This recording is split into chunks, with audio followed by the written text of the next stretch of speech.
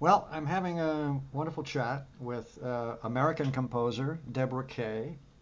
We're going to talk about your 2023 Navona Records release, Icarus Among the Stars, music of Debra Kaye. And Deborah, give me a second. I want to just let everybody understand that this is a kind of a compilation album. So we get a taste of a whole lot of your repertoire, of your oeuvre. If Yes. you'll allow my Well ridiculous done. French, thank you. But so I'm going to read the program because out there are college faculty Yes. searching for repertoire. I mean, Wonderful. that's what I get all the time from people is they're looking for new repertoire. So this compilation CD of your music includes some chamber music, The Exchange for clarinet and cello from 2019, your string quartet number one from 2015. Is there anything else in the works? A number two? Or Oh, number two is coming out in March on another CD. I actually recorded two CDs at the same time. So number two is coming out. wow, nice, Yeah. very interesting. Anyway, that first quartet that's on this album is really wonderful, and we'll talk about Thank you. it. Icarus, a duo for Bigna for violin and viola from 2016, and we'll talk about this connection with this young man, this young violist in Portland, who played in the Portland Youth Philharmonic, and the Portland Youth Philharmonic is on this recording. Um, then there's a wonderful piece for flute and piano from 2017, Call of the Dance, in three movements. That will three? No, four actually. It segues. The third segues into the fourth, doesn't it, or not? Uh, No, there no. are three. Yeah, The three. Sorry, I second. was thinking of the other piece. Oh, sorry. Yes. Let me start over. Call of the Dance for flute and piano, 2017. Three movements: Fantasy, A Deafening Silence, very interesting. Call of the Dance, again to kind of sum things up. Then another piece for solo piano, wonderful piece for solo piano from 2012, Sky is Falling. And it's improvisatory and has all kinds of stuff in it that you will explain. Because of course I listened to it today and I'm thinking, okay, where's the improv? Can I hear anything? So that it's really interesting and so risky too. Well, and Marta Aznavourian, oh, she did such a Yeah, yeah. great job. She and her sister Ani are Yes. fabulous Yes. musicians. Um, let's see, where was I? Sky is Falling for solo piano, and then Icarus Among the Stars for orchestra from 2017, which is an greatly expanded uh, um, concept of the the earlier duo Icarus with Yes. segments from it. You'll explain and straighten me out if I've got this wrong. With the Portland Youth Philharmonic Orchestra. It's about 17, 18 minutes. It has some very poignant moments. We'll discuss that. But first, we better figure out who you are. I'm still trying to figure that one I out. always forget to tell people about the composer or musician in question. So we're looking again at Debra Kaye, American composer, graduate of Mannes College of Music in piano major, and New York University, and served on the faculty of the Mannes College Preparatory Division from 1991 to 2018. Winner of 6 Global Music Awards and awards from ASCAP and grants from Meet the Composer from Mannes College, New School University, Fort Wayne Children's Choir. One of my conducting teachers was conductor of the Fort Wayne Oh, Philharmonic for really? many years, Oh, back when I was a kid in high oh, school. Wonderful man, okay. uh, Ronald Andreyko. Anyway, on and on. Basically, you're composing. That's the deal now, right? I'm doing it. Yeah. I Yeah. mean, so you want to know how that all began? Thank you for advancing to that part of the question, which is I'm curious because what I see is graduate of Mannes College. Well, what was before, and when did you decide that composition was going to be your thing? Go. It was a long, circuitous road, and it was really many years after college that I started composing Interesting. more regularly. I mean, I had kind of the creative desire, and early on, always been a creative, but it could take different forms, sometimes writing, and then I got bitten by the music bug, and I became a piano major, maybe partly because, I grew up in Atlanta of the Deep South long ago, and there wasn't a lot of, I didn't take music theory until much later, and just that whole world of the idea of being a composer didn't really occur to me till later. And then Isn't that the interesting that you managed to survive in a way what you've just described, which is maybe an environment that was not necessarily so conducive. Did I understand you correctly to your creative life or what? Well, I mean, my creative life found its out in whatever ways I did, Yeah, of course. writing. But I meant in terms of composition. Yeah, That this came to so you later. Yeah. um, I don't know. I guess I didn't know what I was missing, I was exposed to what there was there, as far as I know. I had piano lessons and music was in my life, and I was lucky that way. And it is a big city if you were living in Now the area. it's well, it was a great place to grow up, Yeah. but it's much more cosmopolitan now than Sure. it was Sure. then. Yeah. And yet another person might have sought it out and become a composer as a young girl coming from there, but I didn't, whatever. So I was happy doing what I was doing, and then in college I was busy doing that, and then it was afterwards that I realized, oh, I can be an old pianist or a young composer, or if you don't win a competition at 20 something. So That anyway, whole competition thing, yeah, no, it no, destroys us. Yeah. yeah, no, but it wasn't only that. It was that I had the desire, but it then there were the needs of making a living, and Hang on, just lost my earphone. Give me a second. Don't want to miss a okay, yeah, single glorious word. Okay, go ahead. okay. So I had a circuitous route. I took the Dalcroze training, Dalcroze eurythmics. I became a eurythmics teacher to teach What's how that? well, It's out of my yeah, range here. yeah, in a nutshell, it's learning music through movement, and the idea that all that we are musical beings, and movement is a way in to first experience the music and then analyze it. Now I've heard of this whole concept, and I think it's Yeah. perfect.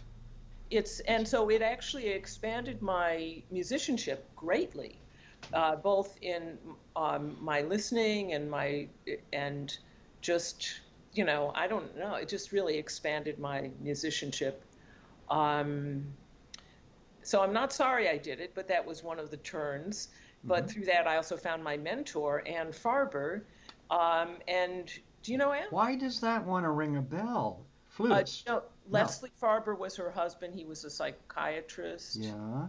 Uh, And maybe not. There's a Farber. Maybe it's Ferber. okay. Anyway. Anyway, so But along the what? Why did she become your mentor? Anne Farber. What was it about her that? she was both literary and she was just smart as all get out and cared about me as a person as well. So it was a holistic type of, I see. Yeah. like, almost a second mother, Mhm. you know. So that was good. And then I took some composition lessons, but basically started composing more full time, maybe 7 years after college, Amazing. or even Amazing. more. It's When courageous. when I really committed to it, it actually was only about 20 years ago. Well, that sounds like a long time ago now, but But the years fly by, don't they? yeah, right. No, so it was, so that's really when I became more Yeah. like totally focused. That's why I wanted to ask the question because the story is so interesting with everyone about how, when, and why. And Right. in your case, apparently, correct me if I'm wrong, if I'm understanding you correctly, the I know we've talked. You're always it's always been a creative life, but the flowering came, as you said, maybe 20 years ago after college. Am I got that correct? Yeah. While you were doing other stuff, fascinating. I'm reminded of some Australian composers, Mhm. and I interviewed a man, and he was a chef for like a gourmet chef for like Right. 27 years or something, and they just said, hey, I think I'll start composing. I took lessons and so on, and Right. so that's why I'm so interested always in what makes that snap. And are you okay with your decision? Oh, I'm delighted with it. It's totally my focus and my passion. Excellent, and I can say, especially since some of these pieces, as you mentioned, we talked. One of these pieces goes back to 2012. Mhm. Let's see, 12. Well, that's still you're 10 years in, if I understand you, your Mhm. 20-year journey. But the pieces on this album are really at a extremely high level, I think. Of course, because you have the training anyway, and you are a pianist and all that. So don't get me wrong.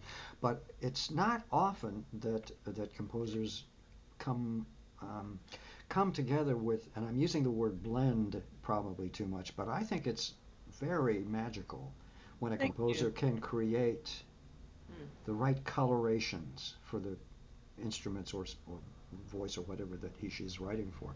So that's what I meant, and I think I'm about ready just to kind of look at some of these pieces, but since I just kind of didn't have a whole lot to say to you except to talk about the pieces as we go through them.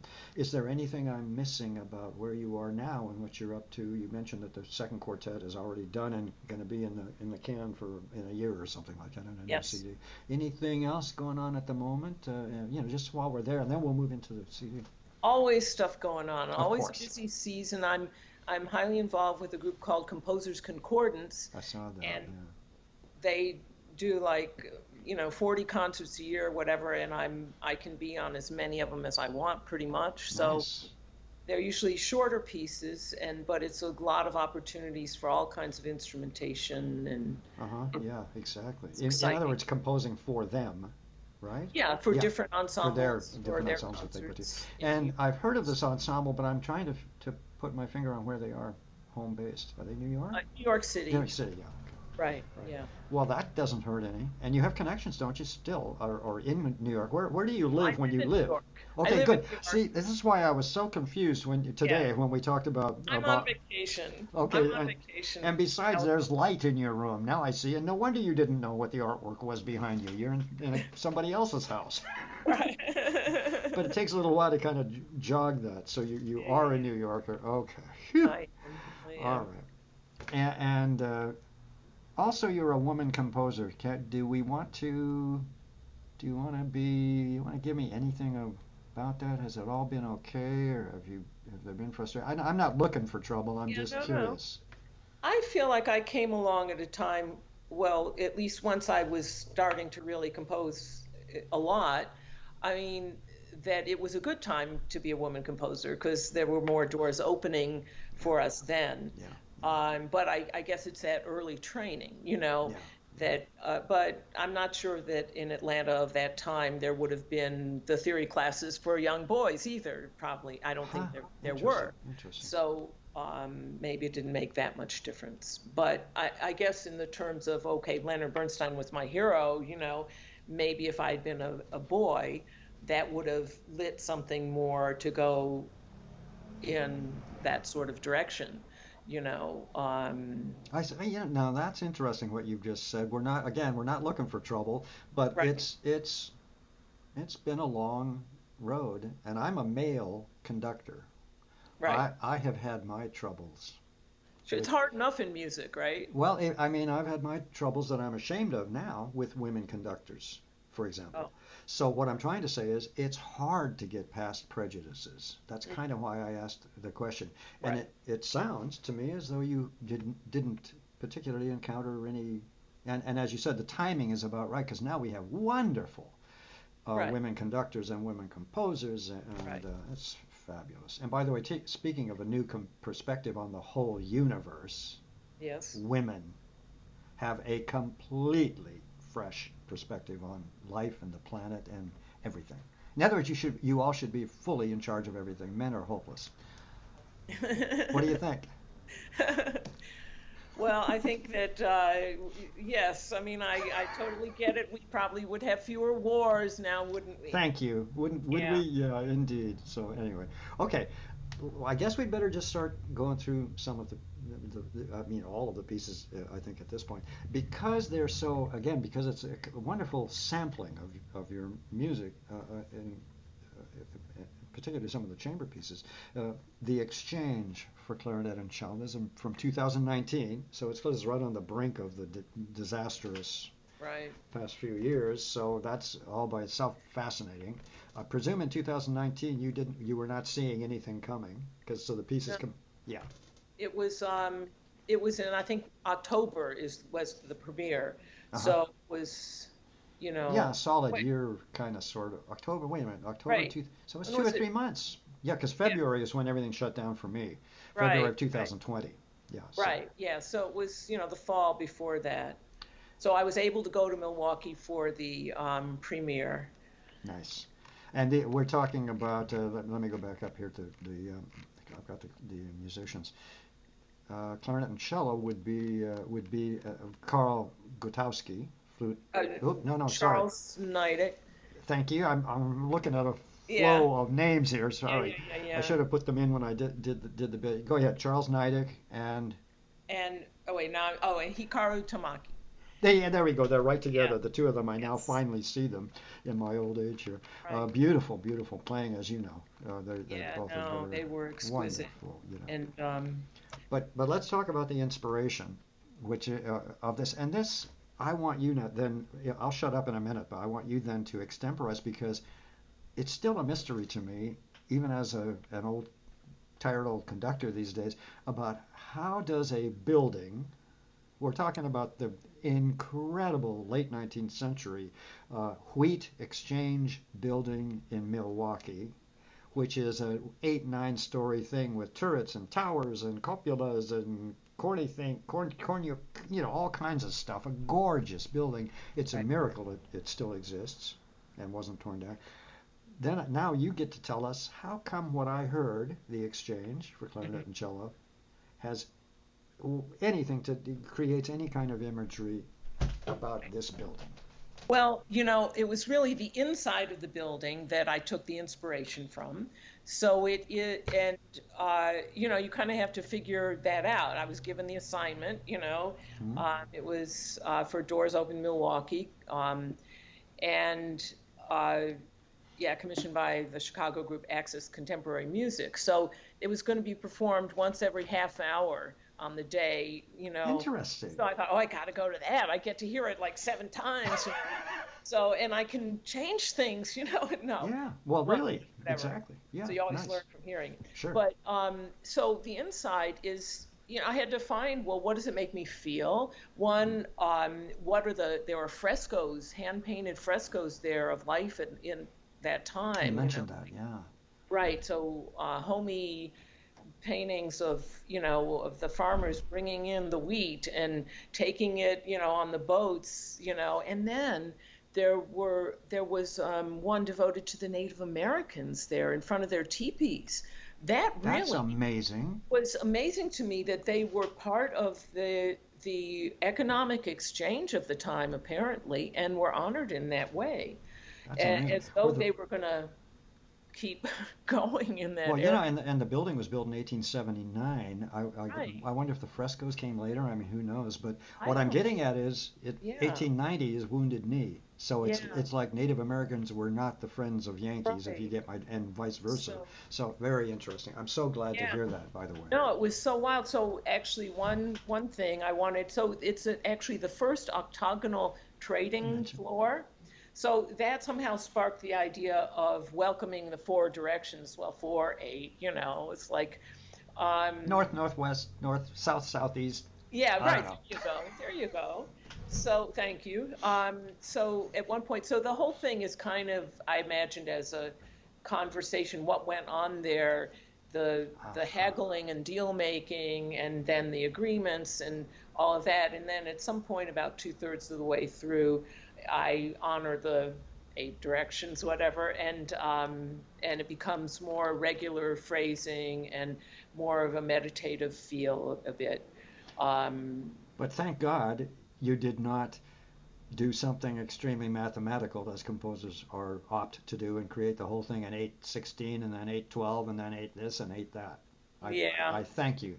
Well, thank you. I come from the heart and from the whimsy. In So imagery, basically, you imagery, were imagining the room, the activity in that room in the right? day. And by the way, Milwaukee, as you undoubtedly know, was a great port city for the lake. Yes. And so Right. grain and all that, all those harvests were sent across whatever that lake is, Lake Superior. I can't remember I where think Milwaukee that's is. Is right. that I right? think that's right. But that's always so fascinating to me that these cities that you never Right. think of particularly as port cities. Right. It Milwaukee was was a a big hub, port an city. Yeah. economic hub at the time. So, yeah, so I think I've thought of it as a piazza, and it's then and now because they still do events and weddings and stuff there. So it's still a gathering place. I'm so glad it's still there because there was that Yes. period in American history where we tore everything down. Right. And that building is so ornate and so mid-late Victorian. I think it's a miracle it survived because I can see, in the 50s it was all, put up sheathing over all of this and get rid Right. of all that Right. ornamentation. So that's beautiful. It's a gorgeous Yeah. monument of the It 19th is. of 19th century architecture Right. and the greatness of Milwaukee. It's a great Yes. building in Milwaukee. Right. Here are a couple of my notes, and maybe we can kind of wing it a little bit from there. We mentioned all about the exchanges. The two players are matched beautifully, and that's of course them, but it's also your writing, Oh, and thank that you. I like very much. Thank you. And I think it's a very tough trick, compositional trick to get. You know what I'm trying to say? To get two colors to blend so beautifully and to Right. work together so well, and exchange. The exchange is the first piece on the album. Right. So here I am, I'm thinking, who is this person? And this is why I'm curious, and this is why I'm here. And bam, you nailed me right there on the Oh, exchange with good. that duo that was so beautifully written, Thank you. blended, and what I say is blended intellectually as well as structurally. Okay. Thank you. And that Yeah. may have to do with your being an imaginary, if you I'm an imagine imaginary. scenes. I No, and I'm a colorist in a way. I'm That's very thank you. simple. That was the word I was looking for. Yeah. And I love that little. There's a Mercato temple that keeps things kind of going. It's at least at a certain point in the piece. Then a softer little section. There's then flutterings and shimmers between the two. Um, what else do I say? Another segment more spiccato again between the two. That's what I mean about this interesting way you've used those two instruments. The best of their capacities in that sense. Spiccato, Yeah. staccato, all that. I'm interested in textures and colors and how to get, variety out of what I've got. Let's see, quite lovely. I say to myself, these are just kind of my stream of consciousness. I'm Right. listening and typing at the same time. But this was Yes. today, as I spent the day listening to your album. There are some beautiful. I know you're gonna hate this. There are some beautiful Copeland-esque moments. In other Well, words, very American. it's part of what we've been given, right? And, you know, I call it Copeland in my notes here. I call it hints of Copeland-esque Americana. In other well, words, for a moment, the yes. plains opened up to me. Right. Right. The wheat fields opened up to me. Good. If you get in terms of Yes. what my imagination picked up from that, whatever that is that makes the American music so American, whatever Right. that Right. is. Those open intervals and yes. Stuff like, yeah, it's not a trick. It's who we are. Right. And With it's open intervals. I mean, yeah. seriously. Yeah, that can do kind of. Um, And then yeah, back to it's a that way of dotted. honoring Yeah, sorry. those who came before. Yeah, yeah, it's really charming, and again in the sense, and it's not a dumb word I'm using. I really mean it in the sense that in your notes, which are extensive, they are I thought very good notes. There is this idea of a building that you are trying to catch the essence of, Mm. and then it also happens to be in the heartland. I mean, Right. and so I love the way I don't think you mechanically said, "Oh, now how can I be more Copeland-esque?"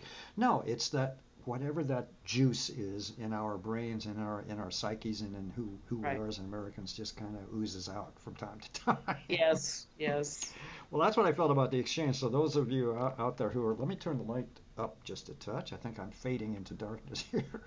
Mm. Um, but what a wonderful piece for clarinet and cello Thank from you. 2019. A beautiful piece and very accessible to the public. And I hate to say even use that word, but you know what I mean. It makes beautiful sense from beginning to end. So Good. now let's talk about that first quartet. Give me a little history, would you? And then it's from 2015. You want to give me a kind of overview of how scary was it to say, I think I'll do a quartet? Well, I guess it wasn't too scary because I wrote the first bars of the Well, second when movement you were, when I was 16.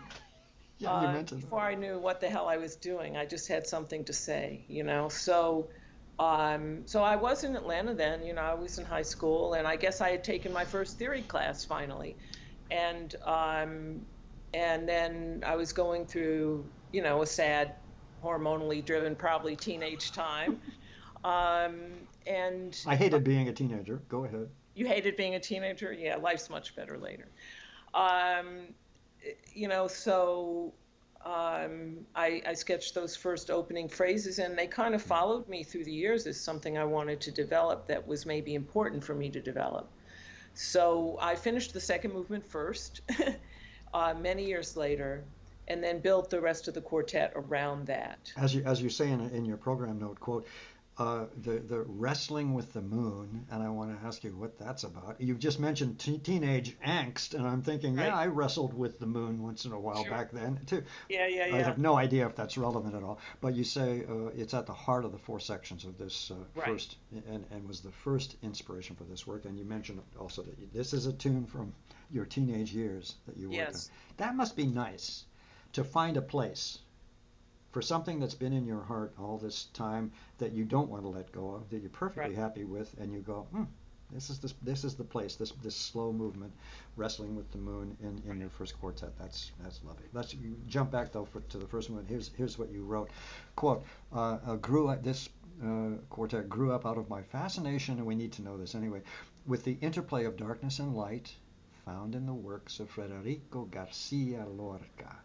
And now you mention it. I mean, I don't haven't read a whole lot of Lorca, and his end was horrible and all that. I think wasn't he shot during the did he die somehow crazy? Help me out. Help me out. Was it a car accident? I Oh, there don't you go. know. I Tell you can't remember either, but somehow he died before he should have, or something like that, if I recall. But Federico Garcia Lorca, a very serious poet, I suppose you might say, in terms of his concentration on the struggles that people have. right. I hope that doesn't sound too silly, but I love the way you use pizzicato in Oh. this opening. This delicate little thing, the pace and jollity, really, is the word I have here in my notes, of the Mhm. opening set kind of sets the scene. It's wonderfully American somehow, almost a barn dance tune, if you Oh. can. What do you think? How Well, far you know, off am I? music is whatever, you know, You're right. it feels to you, you know. This is the titles, all of the, I mean, I was kind of I was looking out at a lake when I wrote it. It had Nice. a pleasant kind of relaxed feel to me. Mm, And then when I realized this quartet was going to be something about Lorca, it I remembered a recent trip to Spain, to Barcelona, where I imagine. was walking toward the Mediterranean, and it kind of reminded me of that same feel of Nice. just a. But it's a fun movement. This first movement, I think. Mhm. And what I meant by barn dance again is that kind of the tune. You have a lovely tune there, and it just somehow is playful. How's that? How's that? Very inventive, original. It's casual, fun, playful movement. Very accessible and so on. Childlike in the very best way. Oh, good. That's kind of what I took away from it. It's harmonically sly. Oh, oh. I mean, there were. I'm not a music theorist, but what I mean by that is, once in a while there are those little moments that kind of catch you by the ear, so to speak. Right. Some Surprise. surprises that are Right. also fun. So the first movement, encountering Lorca, despite his the dark aspects of Mm, his thought and his poetry and so right. on, it's interesting that encountering Lorca, the first movement, is so pleasant and charming. Right. Well, I mean, I think of the body of his work as something that encapsulates the full range, really, of human Okay, experience. fair And enough. that's something that I've always wanted to do in my life and in my work. You know, I want to feel all the things. I want to feel the darkness and the light. Very And, important. and to go to the widest range of that full spectrum that I can, um, and allow that. So. and I do tend to, I suppose, reach to the listener. You know, That's I the idea. you know, so that's where it began. I don't know, and I knew that the second movement was coming, so I wanted to, give a little bit of, lightness, I suppose. Uh-huh. Yeah, 'cause that's of course you have a first movement that's kind of introduces Invites you in. Yeah. is a happier piece. The choice of words are horrible. It's terrible to play with words incorrectly. So don't I. You have to kind of Sure. read between my failed choice of words. Yeah. But then the slow movement, which you say begins immediately in reflection. I have this note to myself. It's poignant. There's subtext, at least in the beginning.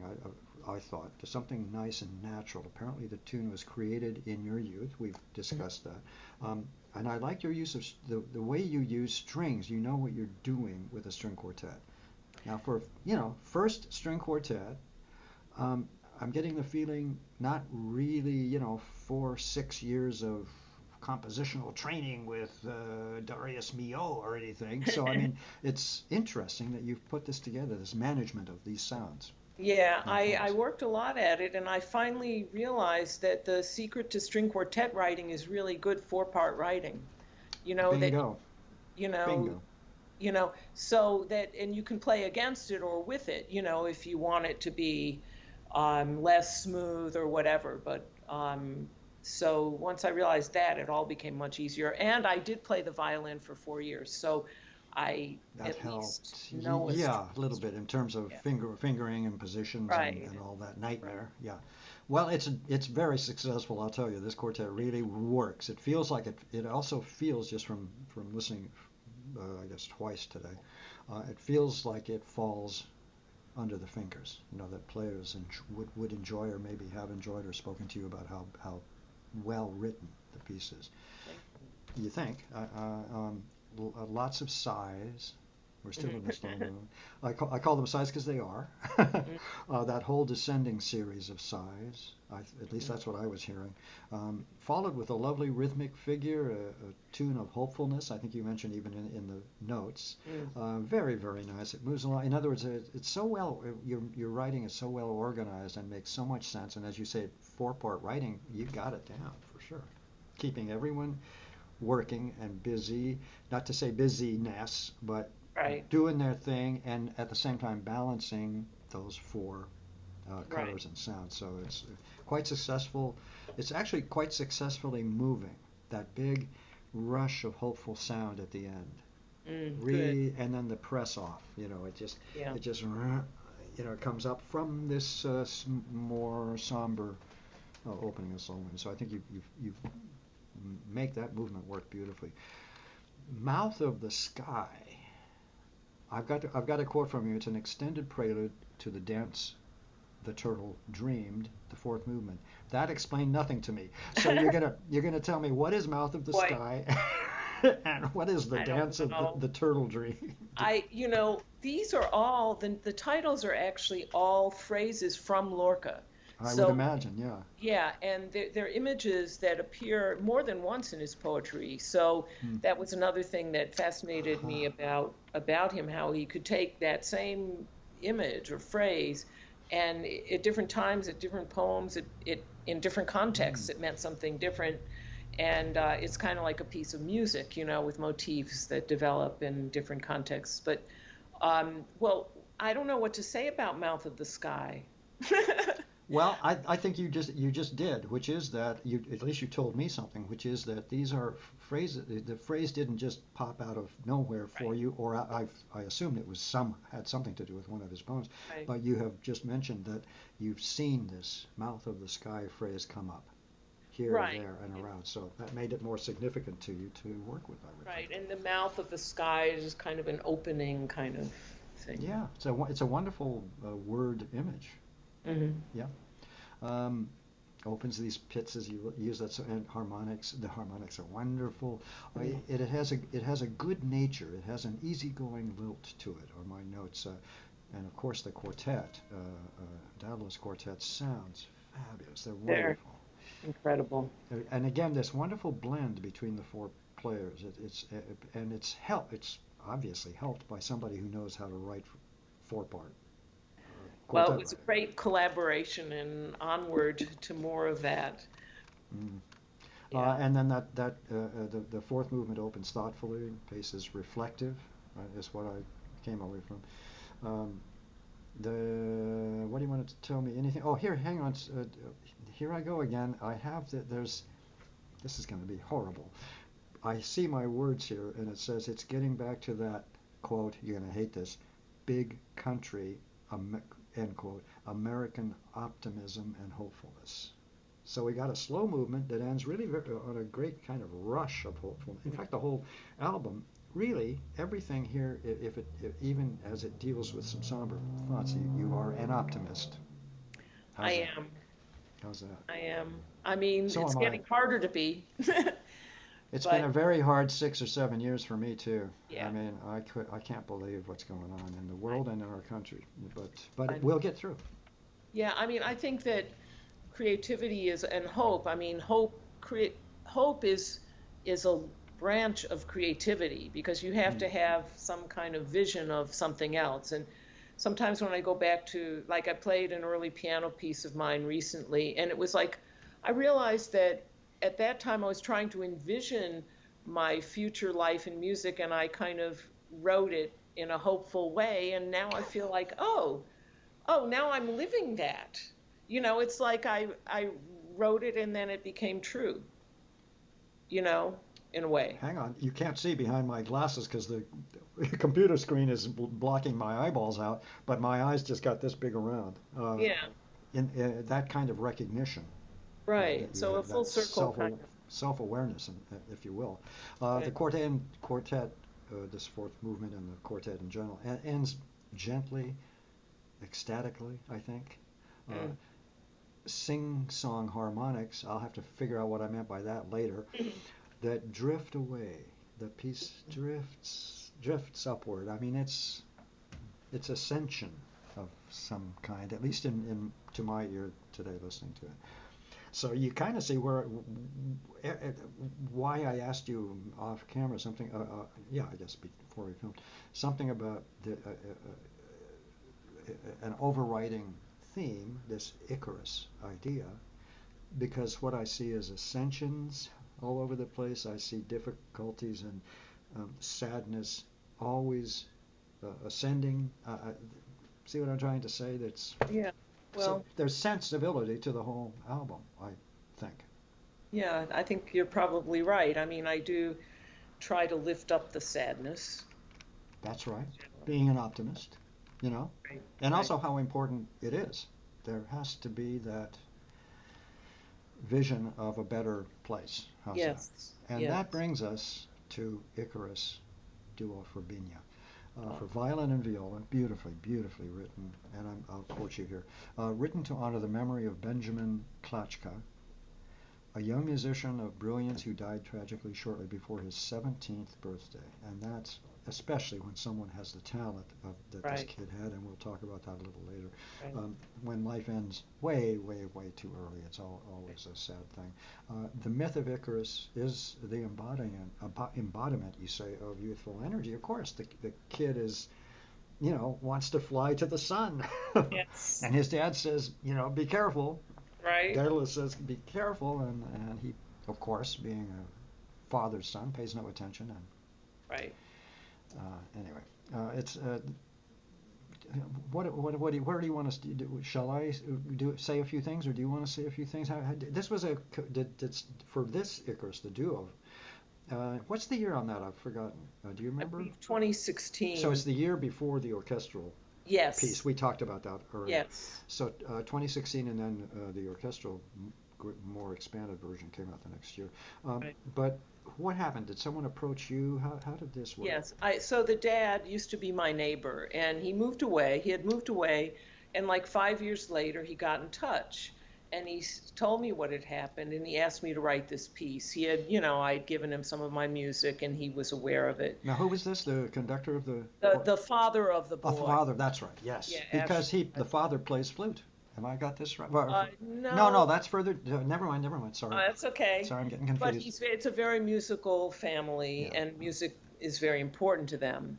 So he asked me to write the piece, and we talked about Binya. I'd never met him, um, but I got to know him through his art, through his writings, songs he'd written, and the music that he played and recorded and wrote in his home studio. So, and just musically, it was kind of cool to collaborate with a kid, with a teenager, a whole different energy. So I felt that it was a huge responsibility to honor his memory, but I wanted the piece to both mourn him and celebrate him. Yeah. And I felt that using part of his music, his themes, and developing them in a different way was the best way to do that, really, kind of embody his spirit.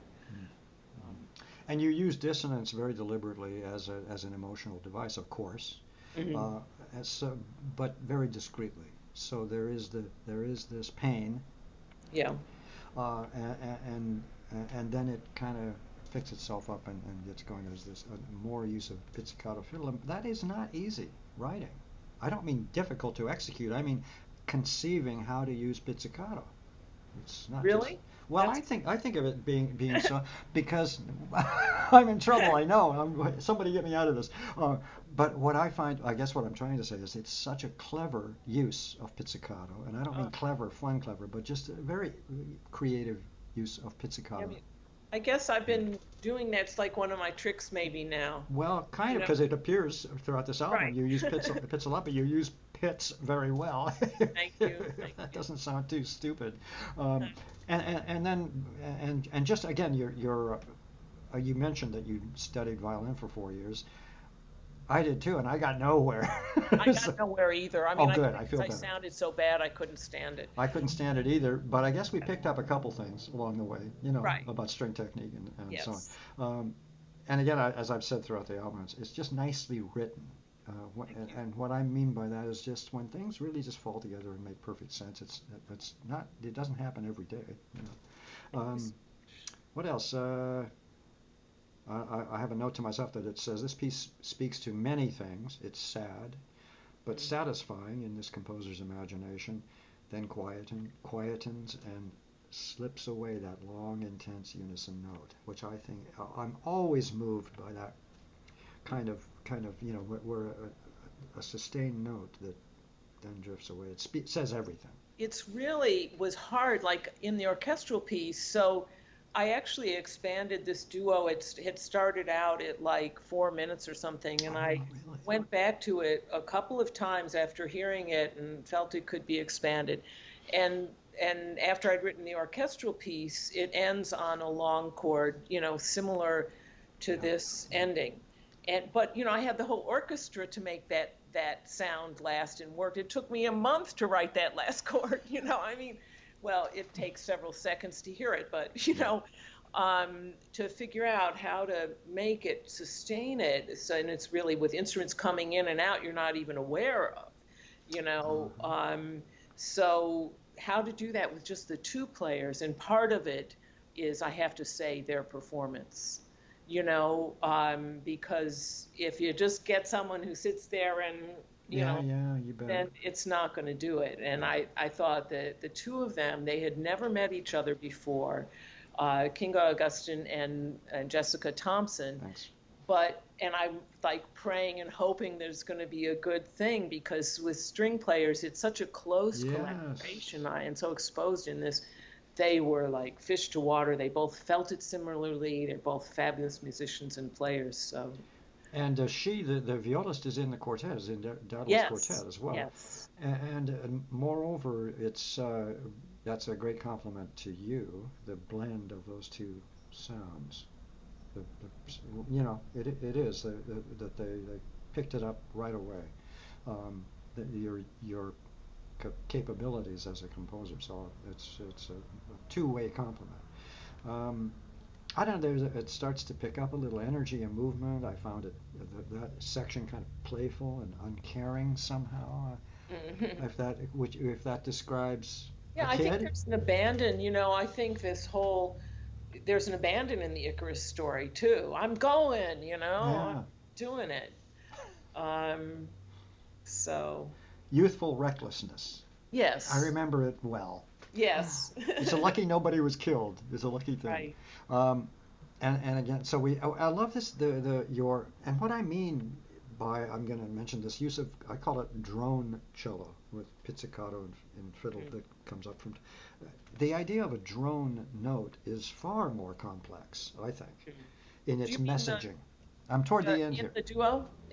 Yeah, I'm still in the duo. Yeah, Yeah. there's a cello with pizzicato fiddle over it all. The tune as well. It's toward the end of the piece, but what I'm getting at, and the reason I use that word, drone is a drone pitch is a huge message Hmm. somehow, an emotion, big emotional Right. messaging, I think, and so you make these choices Hmm. not just out of simplicity, but because there's a point and purpose I think Right. it is a sad piece. It's remembering a boy who died way before his time. He was a Right. violist, Right. so the viola, your writing for viola must have been a tremendous responsibility also, and using some of his music and so on. So there's just it's so complicated to do good service uh, Right. to the memory of this boy, and you did very very well. It's sad but satisfying, as I said. Um, and again, this whole another big messaging, and it happens. Composers use this a lot, but that quieting and the slipping away Hmm. to end a piece, it's not anticlimactic at all. Yeah. It's what's the title of your album? It's Icarus. Among the stars. Yeah. Thank you. That was my feeling about how Mm. you approach this boy and his life and death. Then this is where I got a little confused earlier, but this flute and piano piece from 2017 has also a tremendous story to Mm. it. Tell us a little bit about the origins of this piece. It's Call to the Dance in three sections for flute and piano from 2017, commissioned by the flutist who plays it on the album, Right. Karl Gutowski. Right. Give us a little overview, and then we'll. Well, Carl asked me to write the first movement, which was a present for his niece on her wedding. So that was a celebratory type of thing, and since it was about love, I called it fantasy. and and We'll talk after later. they'll be married soon, right? They'll know, but no, Yeah. I'm kidding. No, so again, I didn't know these people, so I asked stories about them, when they're playful, they have an independent relationship, and, they liked indie pop and Debussy, and, so I'm like piecing these things together and think, where am I going to go with this? And so the idea of the independence of the two voices, I'm thinking, well, does that mean that the flute is the woman and the piano is the man, or what? And I'm going like, Uh, no, I think it's all it does about, get dodgy, doesn't it? Making yeah. those So decisions. Yeah. I decided quickly not to do that. Good. Yeah. So it's an interplay, but the two instruments are equal partners in Yeah, the of course. duo.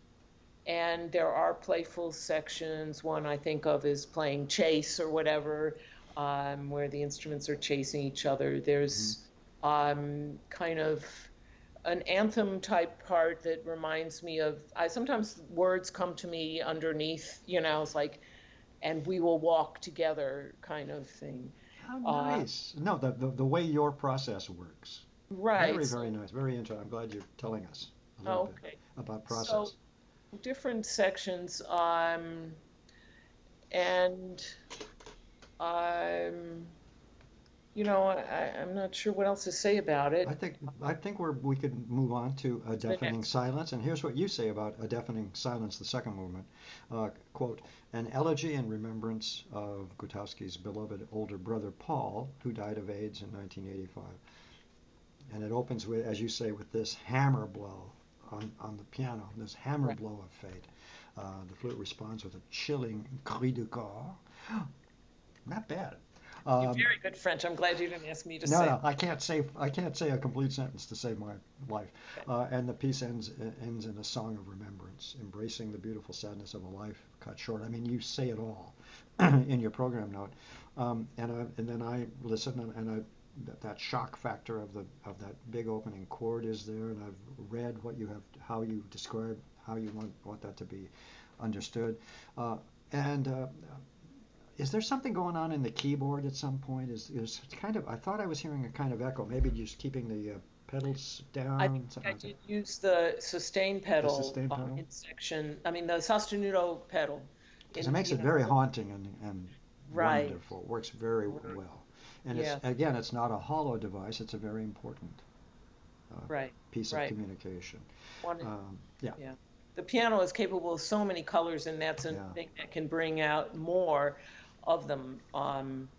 And I wanted to be kind of a ashes to ashes feeling with that, and again to celebrate him as well. And you Uh, presumably didn't know him I either. didn't know him, The brother. so there we went with the stories again. So tell me Yeah. about Paul. And he was he was, I guess, pretty brilliant. He was mathematically minded, but also whimsical and playful and loved art. He traveled in Spain and, various things. So I tried to incorporate some of those things. Um, Uh, and in the end, the Song of Remembrance really came out of improv. It's a little section toward the end, and so then I had to figure out how to try to write down this random kind of timing. uh-huh. Yeah. Um, so that was hard because when you're improvising in a intuitive, random kind of way, it's hard to say, okay, well, To that's on the stop. end of three, Yeah, you yeah, know? exact. To stop and try and notate it. Yeah, Then the improv's gone by the time you get right, back to it. Yeah. right. Is there? I see here that I mentioned a rhythmic indicator of a funereal sort of a funeral march. You know what I mean about that? Is there? Did you consciously find any sort of rhythmic figure that is kind of like a dirge at all? Um, I'm putting you. did you hear that? Well, I Probably I did. did. No. And you're saying, "Oh, great! I'm glad you heard that." Yeah. And then I, you're rolling your eyes. yeah. No. I know. I think I put "Here Comes the Bride" rhythm in the first movement, hmm um, but it's very Which makes subtle. it. I don't think the I pianist. don't think I heard it either. Actually, now that you Yeah. mention it, so Okay. interesting. All right. But in deafening Probably. silence, I'm always. I guess I've got a Beethoven thing, and I'm I always think I did do it. I just listening don't. for that sort of Beethovenian eroica sort Yes. of rhythm, and those Right. rhythms that depict various uh, emotions, if you will, or moods are exactly right. I mean, they do so. What Right. I thought was maybe a little funeral march rhythm Yes. was possibly in there, which made perfect sense because this man had died again tragically Right. of AIDS and far too soon. It's a dotted rhythm. Yeah. Yes. Right. Then there's this fresh segment, a lovely tune, maybe from the beginning of the movement, or maybe It from. ties back into the beginning. Okay. Yes. And there's a kind of resolution, coming to grips, a Hmm. certain acceptance. So Yes. you've got the right attitude Yeah. about things. You have to find some resolution to Right. unhappy events. Then the third movement, call of the dance, and that's kind of a oh, I love the use of it's done a lot, but that f- putting a flow of air through or Hmm. over, if you will, Breath tones. Yes. because it makes such an eerie, amazing, mystical kind Mm. emotional effect. Mysterious bit, it begins to move, becomes more animated in a life-affirming way. How close am I? And then it becomes a full-on dance tune. Lots of Yeah. joy in those few notes, optimistic, upward-looking, very accessible. It's a lovely flute sonata. Thank I you. mean, it really is a wonderful, as a sonata. It's a wonderful sonata. And how is it? Have you been getting some performances and so on over the years? Yes, Carl has played it a Of lot, course, sure, of and course. and Steve then plays. a few other people, And the but purpose of the CD is to show other Yeah. faculty members and other Hey, musicians. performers out there, You I'd know, love to collaborate. it's not only that, but this sonata is just a lovely sonata, so it needs to be performed more. Thanks. Okay, I have several X's after the sky is falling. Okay. Marta Aznavourian, you and I have spoken. She and her sister Ani Ani Aznavourian is very well known here in Santa Barbara. She plays here all the time. Mhm. Do you need a light? Well, I see I'm getting very dark. The day is ending. That's I know. turn the. Don't worry about it. I mean, Oh, don't whatever. worry about it. If something's handy, fine. Well, but we better end it soon before it goes totally Yeah, all right. black on you. Okay. Let's see. So we're looking at the sky is falling. This is for solo piano played by Marta Aznavourian. Here's the full title, and then you're going to explain this thing to me. Oh, Improvisation. And then here's where I start to get lost. After Elliott Carter's double concerto for harpsichord and piano, I remember listening to that back in college days, and I think I hated it. Anyway, and you say, quote, it allows the pianist to improvise, adding a phrase, improvising on a rhythmic cell as in jazz, or responding to descriptive prompts such as create a low rumbling or tumble down from, and this is all from a text by Roger Aplon, yes. I presume, Epon, yes. and I've got some of his quotes here. You need to make sense of this for me because this piece is pretty crazy. The sky is falling. The Oh, connections are the strange. poem, you mean? Oh, the Or the, poem is crazy as hell, but yeah. the whole piece is amazing. And how scary is it to allow a musician to improvise? I mean, Well, how does that all work for a composer? well, it is pretty scary in a way because I've done it a few times, and this one I had performed it back in when I first wrote it, and I had Oh, been the nice. only one who had performed it. So then you have this score, and you're wondering if it makes any sense to anyone else. And then Marta came in from Chicago, and we had like one rehearsal. So, but bless her heart, my God, she just wrapped herself around it. And And also that answered your question.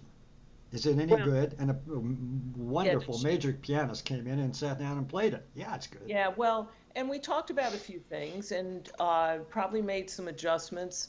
I think I probably decided I better write the ending in, because it has to end well. So, Yeah, uh, okay. I Oh didn't want yeah, to take a of chance. So course. I think Yeah, I yeah. did that like the morning of the recording or something. I mean, it was just crazy. So, and then the improv sections are I might have made some adjustments, I believe, while I was there to make it a little less open-ended, maybe like to give a sense of like a phrase or two here, or you know, um, but it's guided improvisation, so um, That's scale her nice. up, or there's just things that since it was crazy, I thought that there was no way to really. I wanted them that wrong notes were not. Don't worry about wrong notes. Just do your thing. Um, so And Marta doesn't play wrong notes ever. But anyway, yeah, well, here's what I meant a little bit about how I looked at mhm, the texts, mhm. Roger Aplon's texts, and that's when I thought I don't understand. For example, Arnold with his hair lit and body odor wrestles his dog Icarus. End quote. Or the band's chasing false gods again. Here, pass the muffins and cold turkey. Bury the body here in the now this is where it gets serious. Here, bury the body here in the same spot where the horses fell, where Mhm. the guns went off, where there's no reason. That really got me. See, that was perfect timing.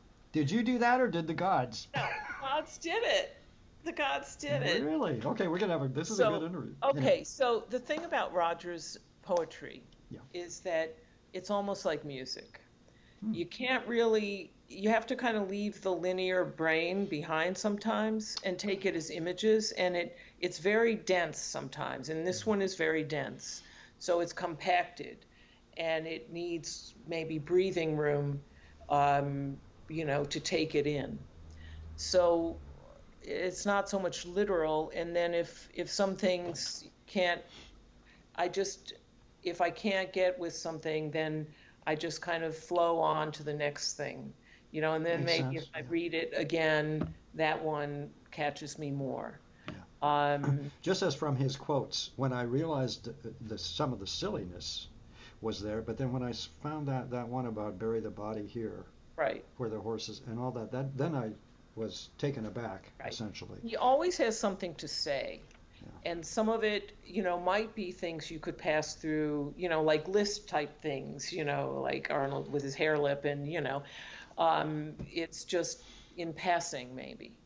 But Mm. then um, it'll pack the punch. It's an amazing juxtaposition of that kind of Right. witty craziness, uh, Yes. and then these very heavy, very serious messages that are also Right. there. So, Right.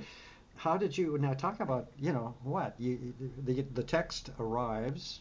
I mean, how what did you look at it and Roger's go? my partner, I have to Oh, I say. didn't. Oh, well, then so you Disclosure. both dreamt them. You talked about them in No, I don't know. bed, in the morning, at breakfast. Okay. No, we went to the concert together. He wrote the poem. I loved the concert. I mean, because it You was, mean partner, life partner? Yeah. yes. Oh, okay. Thank you. Yeah, yeah, Why yeah. didn't you say that somewhere in the note? I'm sorry. Here I go insulting him like crazy. No, I didn't really, but No, it's really, pretty you should crazy, and then some respect. very heavy It stuff. is crazy and it is heavy. I mean, Yeah. he's a serious person. And sometimes I have a hard time understanding at first some of the things he writes. Mm. He's written some things that are more linear, but he wanted to break from that, you know. So, Stream of consciousness. yeah, a lot of stream of Hmm. consciousness. Yeah, makes sense. And Dreamlike. Think of it as dreamlike. yeah, yeah. When you think of a dream, you might not understand all the images, but the ones that stick out to you are the ones where you capture the most And meaning. by the way, you begin the piece, if I may suggest this, with magic. The tinkling of that high register Oh, tinkling to yeah. me just sets me up for a magical experience. I mean, Oh, I good. don't know if that made any sense to you at the time or not. Lovely opening, sets a fascinating mood. It's fascinating, and a bravura performance from Oh, Aznavourian. It's yeah, just no. crazy. I couldn't, of course, pick out or hear or discern the improvised moments on just what Well, that's picking one probably note. good. I mean, yeah, it wasn't Well, meant that to is good, actually. Now that for you this mention it. piece. I mean, for Yeah. some pieces, you want that. Like I know people who do a lot of that, where it's like, okay, now improvise, like it's more of a jazz type thing. Yeah, yeah. They cut loose, but this I want to fit in the framework. Now, no, I think that's very, very intelligent and also very mysterious and sets up all kinds of mysteries, Okay. frankly. Well, that's Uh, part of the mystery of the poem, huh? and also, it's much better than as you've just described. Well, part of what I hate is, well, there's the dun dun dun dun dun the tune, and then it's like, okay, George, improvise for 3 minutes. I mean, it's like there's a big instruction. It just breaks Yeah. the whole magic of it. Anyway, the sky is falling is what is that about 8? I can't remember now. I don't have my I think it's about eight about eight minutes. minutes. About 8 minutes. It's just a beauty. And the Elliott Carter double concerto, I have no idea. One of these years before the nursing home, I'll re-listen to that piece and see if I can make any Somehow connections. seeing it live was really cool because you I see the bet. harpsichord and the Yeah. piano, and it was in the hall, like I think Zenko Hall, good acoustic, Yeah. and That would make a big difference for sure. Yeah. yeah, From listening to it, I think when I listened to it, it was on an LP, so it was that long right. ago. Okay. It's different. Yeah. Okay. Now we're going to end this down. Oh, there's lights. We could go on for another 3 hours now, Right. but the point is, I'm at an hour already. Um, Icarus Among the Stars, the last piece on the album, and it's Portland Youth Philharmonic Orchestra. And for all of those out there that are not clear, I don't know if I mentioned this earlier, but the Portland Youth Philharmonic, Portland Youth Philharmonic, Seattle Youth Symphony, New York Youth Symphony, that's the level we're talking about, a very, very high level of playing by these young musicians. Some of them looked to be collegiate, but that's also the case with Seattle Youth Symphony. Portland Youth Philharmonic, again, Benjamin Klatchko was a violist in the Portland Youth Philharmonic, played in the orchestra, and we've heard the duo earlier. This is a much more extended Is it an extension of the duo, or how does the, because I just didn't have time to kind of make sense Right. of it. Give me an overview of how that works.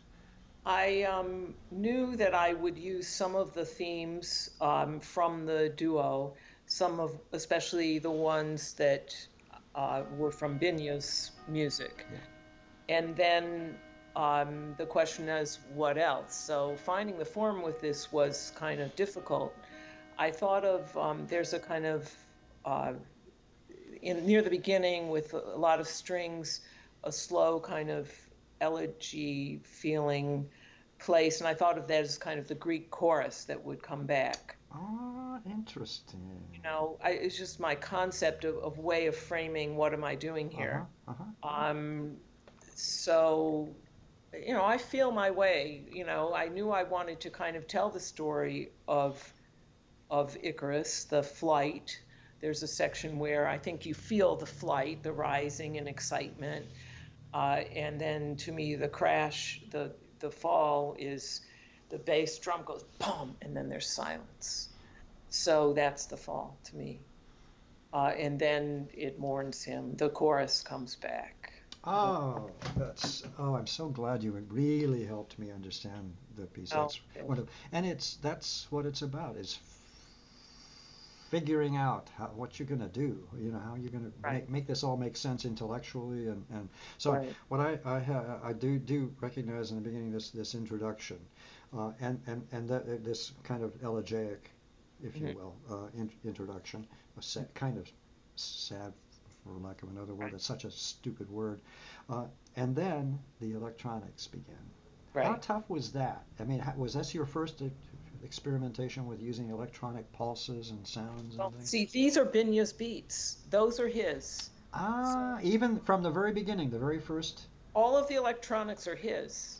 So, Amazing. see, I wish I was more technologically oriented. I do what I need to do, but I haven't really developed that. Mhm. So I was able to, they gave me a bunch of recordings. I chose among them. I knew I wanted to use some. And then the question was, well, how can I use it and make it simple enough to make it work? So I chose the segments I wanted to use, and I wrote the orchestra so that it would be a little forgiving if there were any, so a lot of times it'll be strings or holding and then the da, da, da, comes in. Uh-huh, uh-huh. And Uh, there's that whole section where he sings.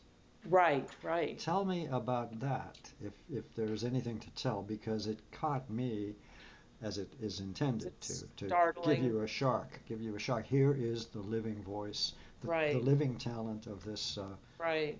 gifted I young want man. it makes it very personal.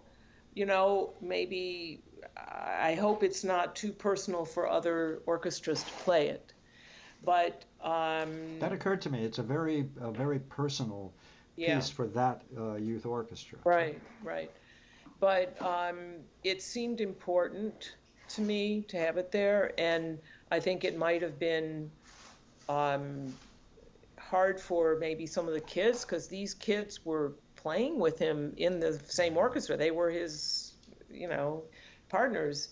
But I think it was very moving and maybe cathartic for them too. But it seemed important to have that in there, and so that song is called "Among the Stars." So that's how that title kind of popped right Wow. in. Um, it just seemed right. So it seemed an important part of the piece, come what may, with its orchestral future, although we can always hope and pray. Conductors out there. It's hard, yeah. Yeah, But I wondered that also when I listened to it. Again, I didn't. It's about 16, 17 minutes, so I didn't have a chance to listen to it a couple of times. But it is very moving. Of course, I realized right away that this must have been Benjamin. right. So therefore, very, very moving. And the catch is, does that intimacy translate to another youth orchestra playing? We'll see. We'll see Yeah. how it goes. But I guess it does show that I can write for orchestra. Is So this the first kind of orchestral piece? I didn't have a chance to look at your oeuvre, if I yeah, if I I've may done use that fancy word. yeah, the first one that has been performed. The first I have some string orchestra pieces also. But yes, Yeah, Yes. you're okay with it? In Well, what way? what I mean is of course you can write for orchestra. Are you kidding? Uh, Well, so you're you're I okay. am. I'm okay. I mean, I Basic. liked the piece. I did what I set out to do. Uh, and So, speaking of orchestral pieces, and you've mentioned some string orchestra pieces apparently that are in your catalog. Um, is there anything anymore? It's almost passe to go, oh, well, now I must write my first symphony or something. I mean, does that all, it seems kind of passe these days, even recently, kind of like, oh, why? well, I think of it as my next orchestral piece. Whether we call it a symphony or not doesn't much matter to me. Okay. You know, um, But you don't have anything cooking. I have some things cooking. Yes. She smiled Yes. with a long pause. I hope to talk to you about them when they've come to fruition. Ah, very well. Okay, we're over an hour. It's time to shut her down. But this I hope gave everybody out there a bit of an overview of this album. It's let me get up to the top here. It's again by the way a wonderful 2023 Navona Records release. I know that these pieces were recorded at various times, presumably. Yeah, Some of them, or some yes. of them. Yeah. But what I loved, the album is called Icarus Among the Stars, music of Debra Kaye. We're going to get everything up there with the links and the pictures and the Thank whole bit in the interview.